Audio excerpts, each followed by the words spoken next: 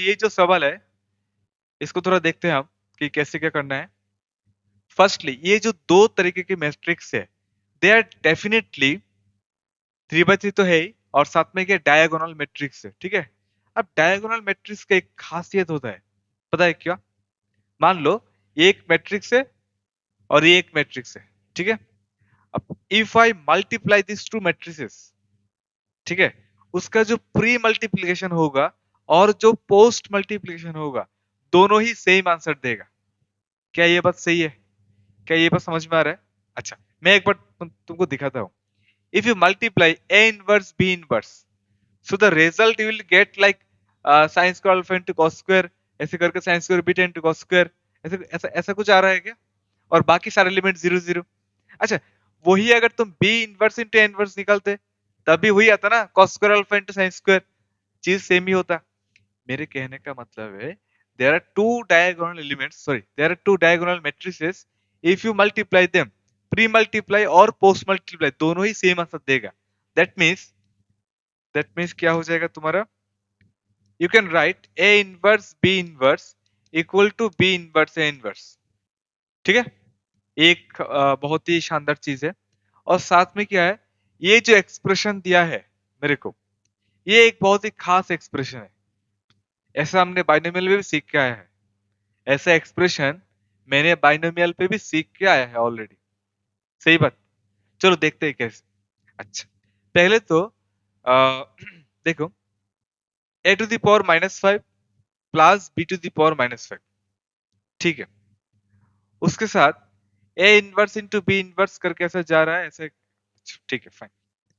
मेरे को एक बात बोलो, एक चीज मेरे को थोड़ा मतलब क्लेरिफाई कर दो। अगर ये एक मतलब डायगोनल जो मैट्रिक्स है, एक बहुत सिंपल सा एक क्वेश्चन तुम्हारे लिए, ठीक है। If there is a matrix diagonal, like कुछ भी है मैट्रिक्स, जैसे कि मान लो यहाँ पे मैं लिख रहा हूँ ए 0 0 0 b 0 0 0 c, ऐसा ही होता है ना एक डायगोनल मैट्रिक्स। अच्छा, उसका जो पावर है, मान लो मैं इसको a to the power m निकालू, ठीक है। क्या कोई मेरे को बोल सकता है what is the answer of a to the power m? Definitely क्या हो जाएगा तुम्हारा, a to the power m 0 0 0, b to the power m 0 0 0। ये सबको पता है कि सर मल्टीप्लाई हो रहा है ना, देन मल्टीप्लाई हो रहा है। अच्छा ठीक है, तो अगर अगर मैं यहाँ पे पावर 5 निकालू तो भी मल्टीप्लाई हो जाएगा, फिर कोई इशू नहीं है। बिल्कुल। अब मैंने सर 5 क्यों बोला है, उसका पीछे रीजन क्या है? यहाँ पे क्या है, -5 और ये -5 कैसे आया, दिमाग पे थोड़ा जोर डालो। -1 तो पहले से था ना, ए इनवर्स बी इनवर्स था, उसको अगर मैंने पावर 5 कर दिया तो आ जाएगा ना ये। अच्छा, तो इसका मतलब ये जो लंबा एक्सप्रेशन है जो बाइनोमियल एक्सपेंशन की तरह काम कर रहा है यहाँ पे, क्या ये वही चीज है क्या? A inverse plus b inverse whole to the power 5। अब यहाँ पे एक चीज है, तुम्हारे मन में एक सवाल हो सकता है कि सर ये जो वही चीज है, ये मैं नहीं मानता, मतलब ये मुझे विश्वास नहीं हो रहा है, ठीक है। और दूसरी बात, ये कैसे हो गया? अच्छा, मैं अभी तुमको एक सिंपल चीज बोलता हूँ। ये इसलिए हो पाया है कि ये जो मल्टीप्लिकेशन है वो pre multiplication and post same आता है। अच्छा, हमने बाइनोमियल सीख ऑलरेडी, मतलब बाइनोमियल हमारा कॉम्प्लीटेड है। अच्छा, इसमें मैंने क्या डाला था, a B equal to b था हमारा, like a plus B whole to the power n का अगर मैं एक्सपांड करने जाऊं तो इसमें a B equal to b था, क्योंकि दैट वेयर फॉर नंबर्स। अब ये हम मैट्रिक्स के लिए खेल रहे हैं, लेकिन वो ऐसा मतलब ऐसे ऐसे मैट्रिक्स नहीं, इट्स एन स्पेशल कैसा मैट्रिक्स, डायगोनल मैट्रिक्स। उसके लिए भी तो a B equal to b है, तो वो जो बाइनोमियल में था यहाँ पे भी होगा। Now you apply the formula, you apply the expansion, और देखो ये सेम चीज आ रहा है कि नहीं। एक बार निकाल के देखो फिर, अगर आ रहा है तो बहुत बढ़िया, ठीक है। नहीं आ रहा है तो मतलब थोड़ा देखो फिर कैसे करोगे।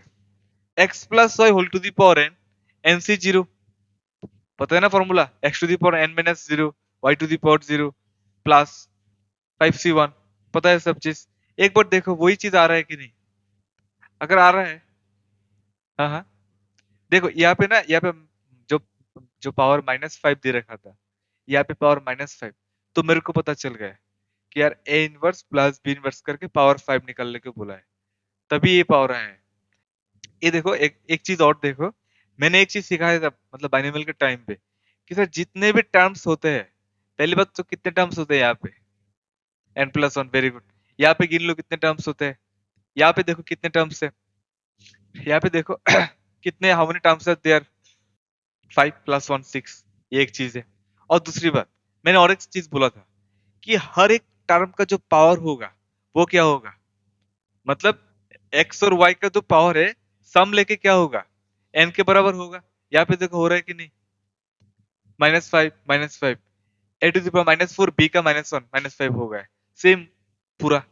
तो ये जो सारे जो फीचर्स है, क्या वो बाइनोमियल वाले फीचर्स ही है? मैं एक चीज बार बार बोल रहा हूँ, यहाँ पे गलती हो सकता है, नॉर्मल मैट्रिक्स के लिए ये चीज नहीं होगा। ये इसलिए हो पा रहा है ताकि यहाँ पे a B equal to b है, मतलब यहाँ पे क्या है, जो अच्छा इसको क्या बोलते हैं, कम्यूटेटिव लॉ अप्लाई हो रहा है। ये डायगोनल मैट्रिक्स है ना, इसीलिए कम्यूटेटिव लॉ यहाँ पे अप्लाई हो रहा है, सिर्फ इसलिए ये चीज मैं कर पा रहा हूँ, otherwise I can't do this. क्या ये बात सही है? Exactly exactly. क्योंकि तुम थोड़ा याद करके देखो, जब A plus B whole square दिखा था ना, A plus B whole square, A square plus A B plus B A plus B square, और बाद में ए बी और बी ए को दोनों को 2ab लिख दिया था। वही चीज है ना, क्यों लिख पा रहा था, ताकि A B equal to B A था उस टाइम, कॉम्यूटेटिव था। यहाँ पर भी है एक स्पेशल मैट्रिक्स डायगोनल, इसलिए मैं ये कर पा रहा हूँ, otherwise that would not be possible. Is it clear? समझ में आ गया क्या? ठीक है। तो ए इनवर्स और बी इनवर्स को अगर मैं प्लस करूं, sine square plus cos square 1 0 0 0, cos sine square plus cos square 1 0, और 0 0 sine square plus cos square 1। ये मेरे को क्या दे दिया, आई दे दिया। c इक्वल टू i⁵ यानी आई, तो मॉड c इक्वल टू क्या 1 हो जाएगा फिर। क्लियर ना? कोई डाउट है क्या इसमें? चलो फटाफट खींच लो इसको।